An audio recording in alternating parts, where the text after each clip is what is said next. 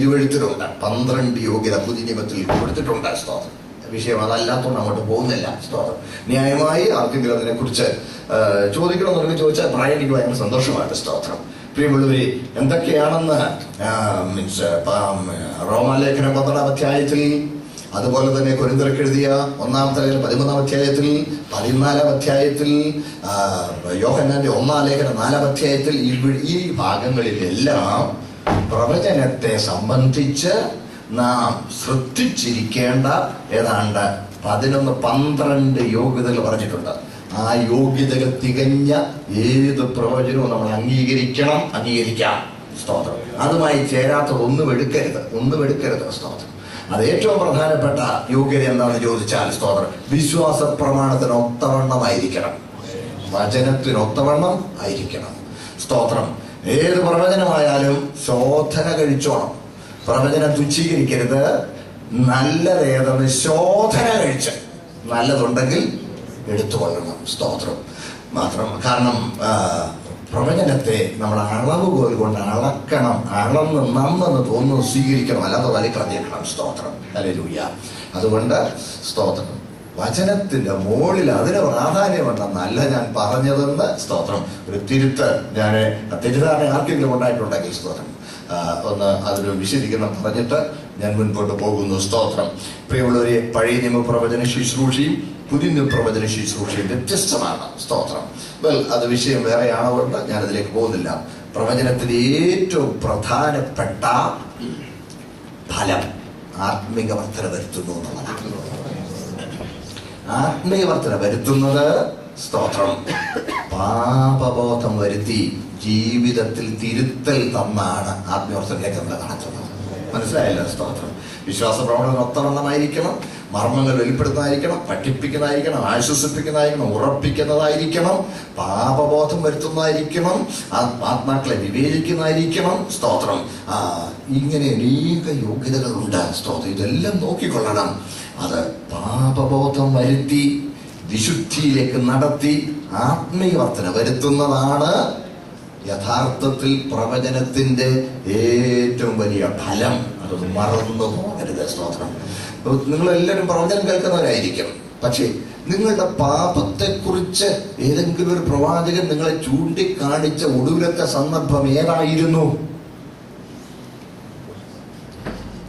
നാട്ടിലെ വീടിന്റെ നടക്കലിന്റെ കീഴെ ഇരിക്കുന്ന തകിടിനെ കുറിച്ച് പറഞ്ഞു കാണും.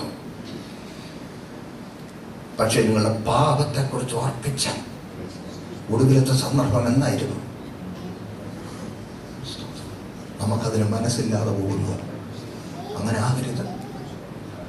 ശുദ്ധീകരണത്തിനായി നമ്മളെ സമർപ്പിക്കണം. സ്തോത്രം. അതെ, നേരം പോകുന്നല്ലോ, അതുകൊണ്ട് ഞാൻ അവിടെ കൂടുതൽ വിശദീകരണത്തിൽ നിൽക്കുന്നില്ല. സ്തോത്രം. പ്രിയ ദൈവമക്കളെ, ഇന്ന് തികഞ്ഞവനായ ക്രിസ്തുവിൽ തികഞ്ഞവരാകുക എന്ന ഭാഗം നിങ്ങളോട് പറയുവാൻ ഞാൻ കർത്താവിന്റെ കൂടി ശരണപ്പെടുന്നു. ഇന്നലെ നമ്മൾ കണ്ടു തികഞ്ഞവനായ ക്രിസ്തു. എന്തിനാ തികഞ്ഞവനായ ക്രിസ്തുവിനെ കുറിച്ച് നമ്മളെ പഠിപ്പിക്കുന്നത്? നമ്മൾ തികഞ്ഞവരാകാനാ, അല്ലാതെ തർക്കിക്കാൻ വരുന്നവരെ ചൂട്ട മറുപടി കൊടുക്കാൻ മാത്രമല്ല. അത് കൂട്ടത്തിൽ ഇരുന്നോട്ടെ. എന്തിനാ തികഞ്ഞവനായ ക്രിസ്തുവിനെ കുറിച്ച് നമ്മൾ അറിയേണ്ടത്?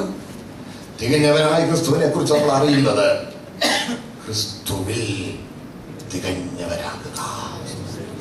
ഇത് വളരെ ശ്രദ്ധിക്കേണ്ട ഒരു കാര്യമാണ്. ഈ തികഞ്ഞവരാകുക എന്ന് പറഞ്ഞാൽ ഇവിടെ വെച്ച് തികവുണ്ടാകുമോ? സ്തോത്രം. തികവിന്റെ പൂർണ്ണതയിൽ ഈ ആയുസ്സിൽ നമുക്ക് എത്താൻ കഴിയില്ല.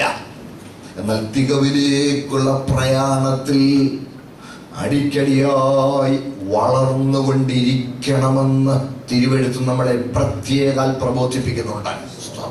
ഹല്ലേലൂയ.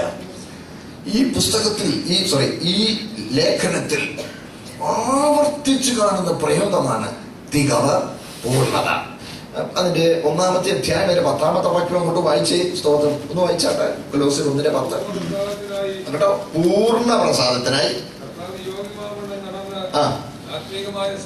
സകല ജ്ഞാനത്തിലും സകല വിവേകത്തിലും ഇഷ്ടത്തിന്റെ പരിജ്ഞാനം കൊണ്ട് നിറഞ്ഞു വരണം. കണ്ടോ? ഇഷ്ടത്തിന്റെ പരിജ്ഞാനം നിറഞ്ഞു വരണം. കണ്ടോ? വായിച്ചോ. സകല സൽപ്രവൃത്തിയും ഫലം കായ്ച്ച് ദൈവത്തെ കുറിച്ചുള്ള പരിജ്ഞാനത്തിൽ വളരണമെന്നും സകല സഹിഷ്ണുതയും ദീർഘക്ഷമയ്ക്കുമായി മഹത്വത്തിന്റെ വല്ലഭത്തിനൊത്തവണ്ണം പൂർണ്ണശക്തിയോടെ ബലപ്പെടണമെന്നും വിശുദ്ധന്മാർക്ക് വെളിച്ചത്തുള്ള അവകാശത്തിനായി നമ്മെ പ്രാപ്തന്മാരാക്കുകയും നമ്മെ ഇരുട്ടിന്റെ അധികാരത്തിൽ നിന്ന് വിടുവിച്ച് തന്റെ സ്നേഹസ്വരൂപനായ പുത്രന്റെ കാര്യത്തിലാക്കി വെക്കുകയും ചെയ്ത പിതാവിന് സന്തോഷത്തോടെ സ്തോത്രം ചെയ്യുന്നവരാകണമെന്നും അപേക്ഷിക്കുന്നു. സ്തോത്രം. പൗലോസിന്റെ ഒരു പ്രാർത്ഥനയാണ്. നമ്മുടെ പ്രാർത്ഥനയും പൗലോസിന്റെ പ്രാർത്ഥനയും തമ്മിലുള്ള വ്യത്യാസം നിങ്ങളൊന്ന് പരിശോധിച്ചു നോക്കണം. സ്തോത്രം. നമ്മളെന്തോ പ്രാർത്ഥിക്കുന്നത്?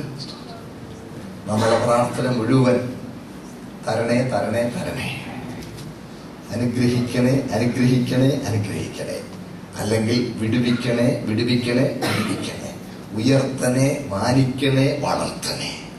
പ്ലീസ്, നമുക്കൊരു മാറ്റം വേണം. പൗലോസ് പ്രാർത്ഥിച്ച പ്രാർത്ഥന. എഫേസ്യ ലേഖനം പൗലോസിന്റെ പ്രധാനപ്പെട്ട ലേഖനങ്ങളൊന്നാണ്. ഈ കൊലോസ്യ ലേഖനത്തിൽ ഒടുവിലോട്ട് വരുമ്പോൾ ഈ ലേഖനം ലവോദിക്ക സഭയെ വായിപ്പിക്കുകയും ലവോദിക്കയിൽ നിന്നുള്ളത് നിങ്ങളും വായിക്കുകയും ചെയ്യുകയും എന്ന് പറഞ്ഞിട്ടുണ്ട്. വേദപണ്ഡിതന്മാരിൽ വലിയൊരു ഭാഗത്തിന്റെയും ഉറപ്പായ അഭിപ്രായം ആ ലവോദിക്ക സഭയ്ക്ക് എഴുതിയ ലേഖനം എന്ന് പറയുന്നത് എഫേസ്യ ലേഖനമാണെന്നാണ്. കാരണം ഇത് ചാക്രിക ലേഖനങ്ങളായിരുന്നു അന്ന്. ചാക്രിക ലേഖനം സെക്യുലർ എപ്പിസോഡ്സ്. ഇങ്ങനെ ഒരിടത്ത് വായിച്ച് അടുത്തടുത്ത് കൊടുത്തയക്കും, അടുത്തടുത്ത് കൊടുത്തയക്കും, അടുത്തടുത്ത് കൊടുത്തയക്കും. ഇങ്ങനെ കൊടുത്തയക്കുമ്പോൾ, കോപ്പികൾ ഉണ്ടാക്കി കൊടുത്തയക്കുമ്പോൾ ആ ഭാഗത്ത് ഏത് സഭയിലോട്ടാണ് കൊടുത്തയക്കുന്നതെന്ന കർത്താവിൽ പ്രിയരും എഫെസോസിലുള്ള വിശുദ്ധന്മാർ, ആ എഫെസോസിലുള്ള നമ്മൾ ബ്രാക്കറ്റ് ഇടും. അടുത്തടുത്ത് പോകുമ്പോൾ ആ സ്ഥാനത്ത് ലവോദിക്കയിലുള്ള എന്ന് ചേർക്കും. അങ്ങനെയാണ് ചാക്രിക ലേഖനങ്ങൾ കൈമാറിപ്പോയിക്കൊണ്ടിരുന്നത്. അപ്പോൾ ലവോദിക്കർക്ക് എഴുതിയ ലേഖനം എന്ന് പറയുന്നത് എഫേസ്യ ലേഖനമാണെന്നാണ്. അപ്പോൾ എഫേസ്യ ലേഖനവും ഈ കൊലോസ്യ ലേഖനവും കോറിലേറ്റഡാ, രണ്ടും ബന്ധപ്പെട്ടവയാ, ചേർന്ന് പോരുന്നവയാ. മനസ്സിലാവുന്നുണ്ടല്ലോ സഹോദരൻ? ഒന്നിച്ച് ചേർന്ന് പോകുന്ന രണ്ട് ലേഖനങ്ങളാണ് ഇവ രണ്ടും. ഈ ലേഖനങ്ങളിൽ യേശുക്രിസ്തുവിന്റെ പൂർണ്ണതയെ, തികവിനെ പരാമർശിക്കുമ്പോൾ തന്നെ ഏറ്റവും പ്രധാനമായി ആ തികവിൽ ക്രിസ്തു വെളിപ്പെട്ടത് നിങ്ങളെയും അവനിൽ തികഞ്ഞവരാക്കാനാണ് എന്ന ആശയമാണ്. നമുക്ക് തികവ് കിട്ടുമോ? അതാണ് നമ്മളിപ്പോ ചിന്തിക്കാൻ തുടങ്ങുന്നത്. സ്തോത്രം. തീർച്ചയായും ഇവിടെ വെച്ച് തികവ് നമുക്ക് പ്രാപിക്കുവാൻ ഉത്സാഹിക്കാം. എന്നാൽ തികവിന്റെ പൂർണ്ണത കർത്താവിന്റെ വരവെങ്കിലാണ് നമുക്ക് ലഭിക്കുന്നത്. സ്തോത്രം. അതിനുവേണ്ടി ഉള്ള നമ്മുടെ ആ ഓട്ടത്തിൽ നമ്മൾ എന്തൊക്കെ സൂക്ഷിക്കണമെന്നുള്ളത് നമുക്ക് ഈ ലേഖനത്തിൽ നിന്ന് വളരെ പ്രത്യേകം മനസ്സിലാക്കാൻ കഴിയുന്നതാണ്. ശ്രദ്ധിച്ചാണ്. സ്തോത്രം. അതിന് എന്തൊക്കെ വേണം, എന്തൊക്കെ മുന്നറിയിപ്പുകൾ ശ്രദ്ധിക്കണം എന്നിങ്ങനെ നാം കാണുന്നുണ്ട്. എന്തൊക്കെ മുന്നറിയിപ്പുകൾ വേണം എന്ന് പറയുന്ന കൂട്ടത്തിൽ സ്തോത്രം പൗലോസ് പ്രത്യേകം എടുത്തു പറയുന്നവ ആദ്യം നമുക്കൊന്ന് ചിന്തിച്ചിട്ട് നമുക്ക് മുൻപോട്ട് പോകാം. ഈ തികവിലേക്ക് പോകുന്നതിന് എതിരെ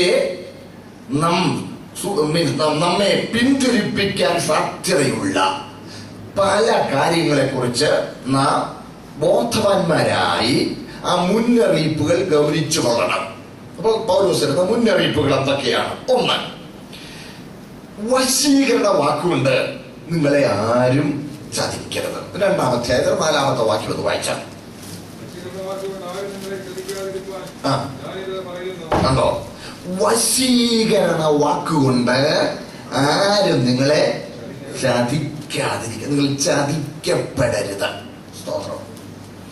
ഒന്നാമത് ഒരു മുന്നറിയിപ്പ്, ഈ വശ്യമായി സംസാരിക്കുമ്പോൾ വീണുപോകും. എല്ലാവരും കൂടെ ഉണ്ടല്ലോ. സ്തോത്രം. വാചക കസത്തിന്റെ മുമ്പിൽ വഞ്ചിക്കപ്പെടാൻ സാധ്യതയുണ്ട്. വശീകരണ വാക്കുകൊണ്ട് ആരും നിങ്ങളെ ചതിക്കരുത്. ശ്രദ്ധിക്കണേ, നമുക്കെപ്പോഴും ഇഷ്ടം